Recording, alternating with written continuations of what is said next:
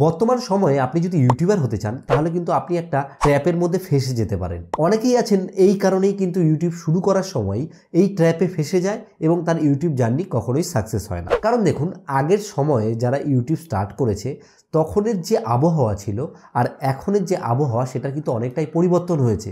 আগে যারা ইউটিউব শুরু করেছে তারা কিন্তু সহজেই সফলতা পেয়েছে, আর এখন মার্কেট এতটাই স্যাচুরেট হয়ে গেছে যে কম্পিটিশন প্রচুর পরিমাণে বেড়ে গেছে, যেই কারণে ইউটিউব যদি আপনি স্টার্ট করেন তাহলে কিন্তু কয়েক বছর আপনি সময় নষ্ট করবেন, কোনো মতেই আপনি সফলতা পাবেন না। এই ভিডিওতে থাকবে 5টি এমন টিপস যেটা আপনার কিন্তু সামনের দিকের ইউটিউব জার্নিতে অনেকটাই হেল্প করবে।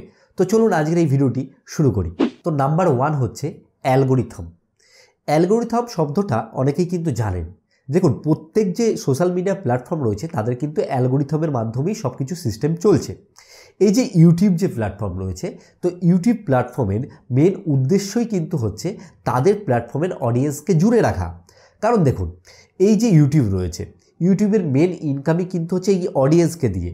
কারণ অডিয়েন্সের কাছে অ্যাড দেখায় ইউটিউব, এবং সেই অ্যাড থেকে ইউটিউবও কিছু ইনকাম করতে পারে এবং ক্রিয়েটররাও সেখান থেকে ইনকাম করতে পারে।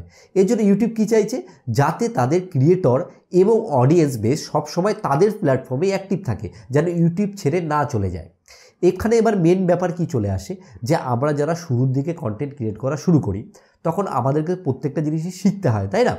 এবার কি হয়, আমরা শুরুর দিকে এসইও শিখি, ভালো করে টাইটেল লেখা, ডেসক্রিপশান লেখা, ট্যাগ দেওয়া। এবার আমরা যখন ভালো করে এসইও করে একটা ভিডিও আপলোড করি, তার সামনে একটা থাম্বনেলও আমরা দিই, এবং সেই ভিডিওগুলো যখন অডিয়েন্সের কাছে গিয়ে পৌঁছায়, তাদের কাছে যদি সেই ভিডিওটা ভালো লাগে, সেই ক্ষেত্রে সেই ভিডিওগুলো তারা শেয়ার করে, সেটাই কমেন্ট করে, এবং সেই ভিডিওতে তারা বেশি পরিমাণে ওয়াচ টাইম দেয়, এবং সেই ক্ষেত্রে সেই ভিডিও ইউটিউবের যে অ্যালগোরিথম রয়েছে সেটা অন্যের কাছে পৌঁছে দেয়। এইবার যখন আপনার কন্টেন্ট অ্যালগোরিথম ফ্রেন্ডলি হবে, তখনই কিন্তু সেই কন্টেন্টগুলো অন্য লোকের কাছে পৌঁছবে। আপনার যদি কন্টেন্টে কোনো পাওয়ার না থাকে, আপনার কন্টেন্ট ভালো না হয়, সেই ক্ষেত্রে কিন্তু অ্যালগোরিথম আপনার কন্টেন্টকে কখনোই এঙ্গেজ বা আর কি সাপোর্ট করবে না। এর জন্য আপনাকে কি করতে হবে, সেই দিকে কিন্তু ফোকাস রাখতে হবে। কারণ অ্যালগোরিথমের এখন অবস্থা এমন দাঁড়িয়ে গেছে, কারণ মানুষের যে অ্যাটেনশন স্প্যান রয়েছে সেটা কিন্তু পরিবর্তন হয়েছে। 2014, 13 বা 16-র দিকে একটা সিস্টেম ছিল, তখন তো কন্টেন্টের পরিমাণ কম ছিল, তখন যেই কন্টেন্ট তৈরি করেছে সেই কন্টেন্টই কিন্তু মানুষ দেখেছে। আর এখন কিন্তু সেটা কখনোই হবে না। এখন কি হচ্ছে, কম্পিটিশন বেড়ে গেছে। এই যে কম্পিটিশনের কথাটা যখন আসলো, কম্পিটিশন নিয়ে কয়েকটা কথা বলি। যে দেখুন, আমি যে আপনাদেরকে ইউটিউবের যে টিপস দেবো বলে আজকে এই কন্টেন্টটা তৈরি করছি, বা আমি আমার এই চ্যানেলে ইউটিউব, ফেসবুক এই ধরনের অনেক কন্টেন্ট কিন্তু ক্রিয়েট করেছি। এই যে আমি যদি এখন কয়েকদিন কন্টেন্ট দেওয়া বন্ধ করে দিই, তাহলে আমার মতোই কিন্তু অনেকে আরও কন্টেন্ট দিচ্ছে। তাহলে কি হলো, যে আমার কম্পিটিশান অনেকজনের সাথেই রয়েছে। এবং কি হলো, যে আমি যদি মার্কেটে না থাকি, আমার এই ধরনের ভিডিও দেখার মানুষের কাছে অনেক অপশান আছে। আমি যদি ভিডিও দেওয়া বন্ধ করে দিই, তারা কিন্তু সেই কন্টেন্ট দেখতে পাচ্ছে। তো সেরকমই আপনাদের ক্ষেত্রেও বলছি, আপনি যেই রিলেটেড কন্টেন্ট ক্রিয়েট করার সিদ্ধান্ত নিয়েছেন, সেখানে দেখতে হবে আপনার কম্পিটিশন কীরকম আছে। আর আপনাকে কিন্তু আপনার কম্পিটিশনদের সাথে বা কম্পিটিটরের সাথে বিট করে চলতে হবে। আপনাকে কিন্তু সব কিছুর মধ্যে একটা কোয়ালিটি মেনটেন করতে হবে। এবার যখন কোয়ালিটির কথায় চলে আসি, এখানে কোয়ালিটি আর কোয়ান্টিটিতে একটা আর কি প্রশ্ন চলে আসে। শুরুর দিকে আমাদের কোয়ান্টিটির প্রয়োজন হয়, কিন্তু অনেকে কি করে, কোয়ান্টিটির দিকে ফলো করতে গিয়ে কোয়ালিটি নষ্ট করে ফেলে। আপনি যদি ডেলি একটা করে ভিডিও দেন, তাহলে আপনি যদি পরস্পর 10 দিন ভিডিও দেন, আমি চাইবো যেন প্রথম দিন আপনি যে ভিডিও দিয়েছেন 10 নম্বর দিনে যেন ভিডিওর কোয়ালিটিও চেঞ্জ হয় এবং ভিডিওর এডিটিং চেঞ্জ হয়।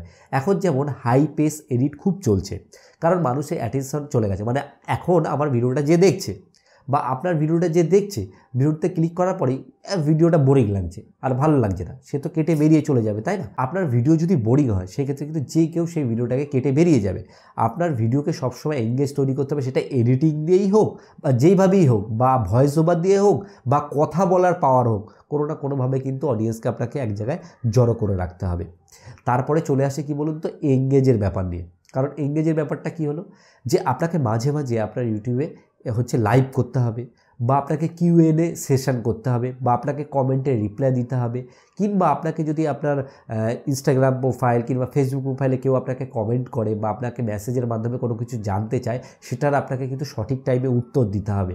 আপনি যদি এইগুলোকে মেনটেন করেন সেক্ষেত্রে কী হবে, অডিয়েন্স আপনার সাথে কানেক্টেড থাকবে। তারা তখন ফিল করবে এই চ্যানেলটা আমাকে রিপ্লাই করে, সে তাকে অনেক কাছের বলে মনে করবে।